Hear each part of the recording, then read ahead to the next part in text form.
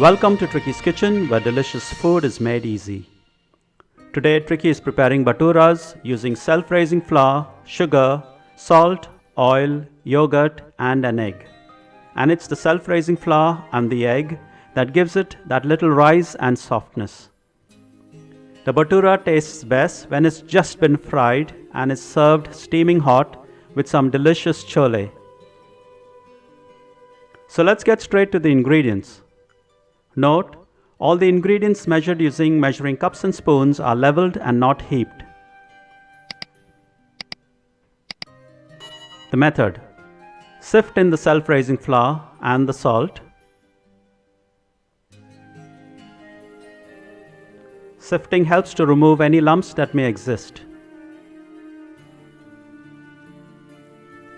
Then add in the sugar, carom seeds, also known as Ajwain, the yogurt,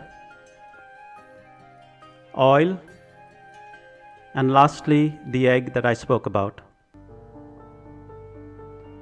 Note, the egg is optional, and if you want to omit it, you can omit it out. Add water little by little as required and mix well to combine.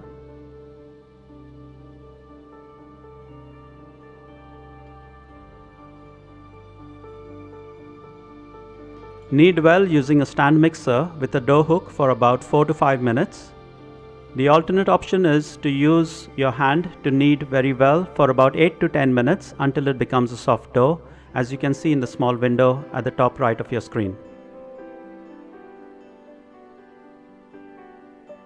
Then smear a few drops of oil over the soft dough and cover and set aside for 2 to 3 hours.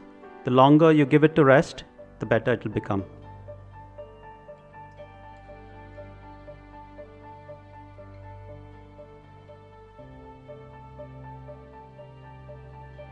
Then divide the dough into lemon-sized portions and shape each portion to form a smooth round ball with no cracks.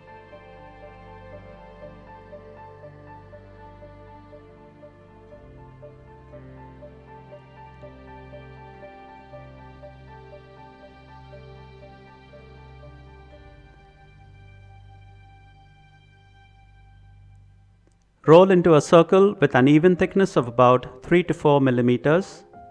And remember to use oil instead of flour to help with the rolling.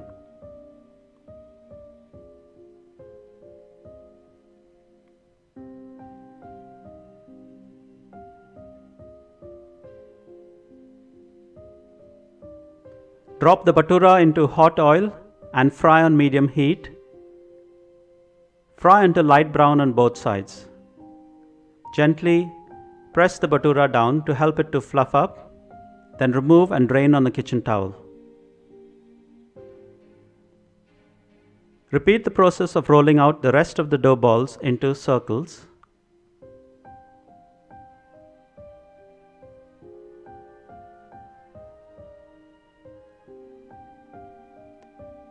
And similarly, repeat the process of frying the rest of the bhaturas in hot oil on medium heat.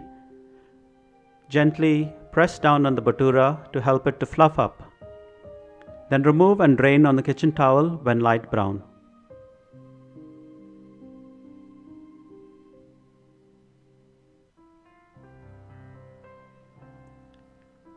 As mentioned, it tastes its best when it has just been fried and is served steaming hot with chole, save, and chopped onions, but you could use any other accompaniments of your choice.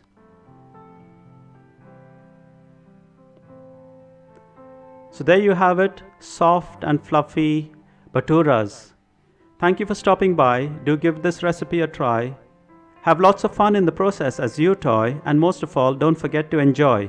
If you liked this simple and easy recipe, be sure to like, share, comment, and subscribe if you haven't yet to Tricky's Kitchen, where delicious food is made easy.